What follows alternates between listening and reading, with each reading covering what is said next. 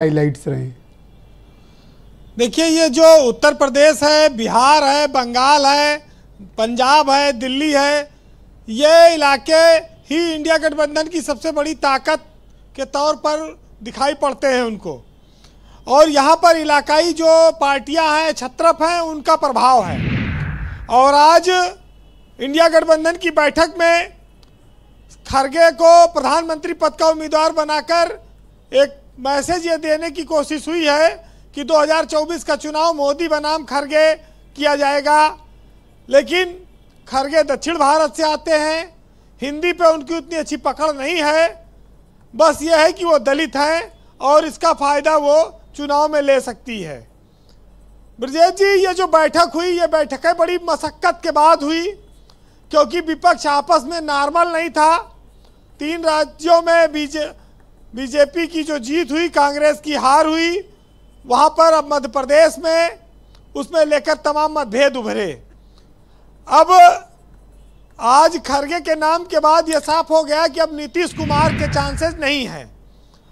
तो अब वो कितनी देर टिकेंगे आगे, ये एक महत्वपूर्ण समय होगा। लेकिन कांग्रेस का रोल सबसे बड़ा हो जाता है, वो सबसे बड़े भाई की भूमिका में है, क्योंकि वो पूरे देश की पार्टी है।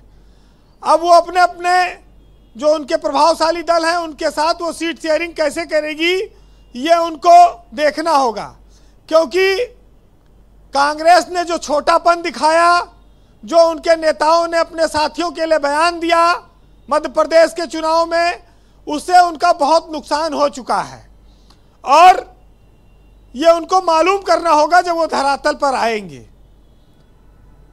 तो ये सब जनता के सामने बिखरे हुए दिख रहे थे। आज ये बैठक में बैठे बस इतने हैं। जो ये राज्य मैंने बताया आपको, लगभग यहाँ 150 से ज़्यादा लोकसभा की सीटें हैं जो प्रभावित करेंगी। इसमें उत्तर प्रदेश बीजेपी की बहुत बड़ी ताकत है।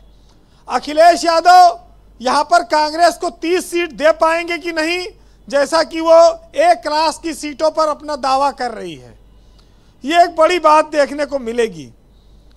एक चर्चा आज ये आई, प्रोफेसर राम गोपाल ने भी कहा कि कांग्रेस 2 तरफा खेल रही है।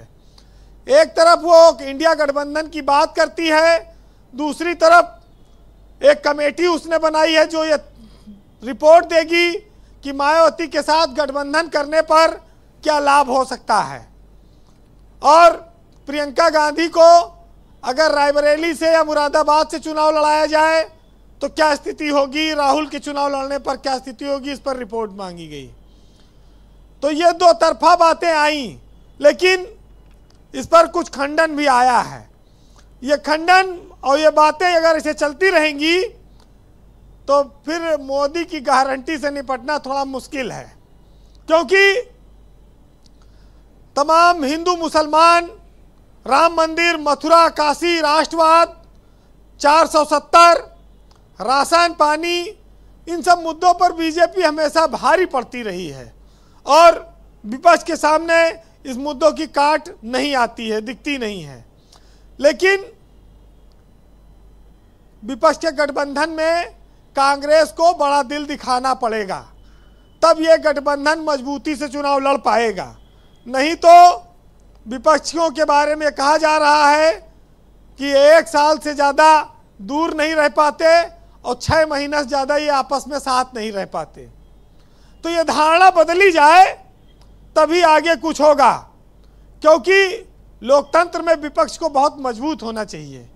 अगर वो बिखरा होगा, 141 सांसद सस्पेंड हो गए और अभी तक ओवैसी पे बीजेपी की सरकार ने कोई सस्पेंशन नहीं किया, तो ये बचा के रखा है कि अगर विपक्ष ज़्यादा लड़ेगा तो फिर वो हर जगह ओवैसी भी लड़ाएंगे। तो ये भी एक बड़ा फैक्टर है। वैसे उत्तर प्रदेश से ही बीजेपी को सबसे बड़ी आस है। हम लोग उत्तर प्रदेश में बैठ के ये चर्चा कर रहे हैं, तो इसमें बहुत मजबूत रणनीति बनानी होगी। इंडिया गठबंधन के लिए सारी आशाएं, उम्मीदें उत्तर प्रदेश से हैं। अखिलेश यादव के साथ उनको भरोसे को और मजबूत करना होगा। आज की ये बैठक तो हमें लगता है कि काफ़ी मान मनौवल के बाद हुई। अब अगली बैठक उसके पहले ये जो सीटों का शेयरिंग अगर हो जाएगा तब तो कोई फायदा है। जी वीरेंद्र जी। बहरहाल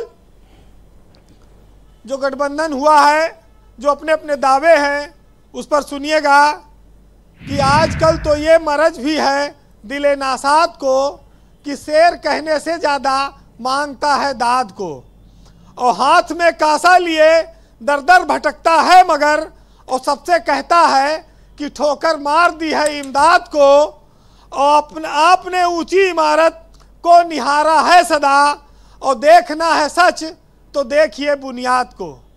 बहुत शुक्रिया वीरेंद्र जी, बहुत बहुत धन्यवाद ग्राउंड जीरो से अपने इनपुट और फीडबैक, अपने ऑब्जर्वेशंस हमें उपलब्ध कराने के लिए।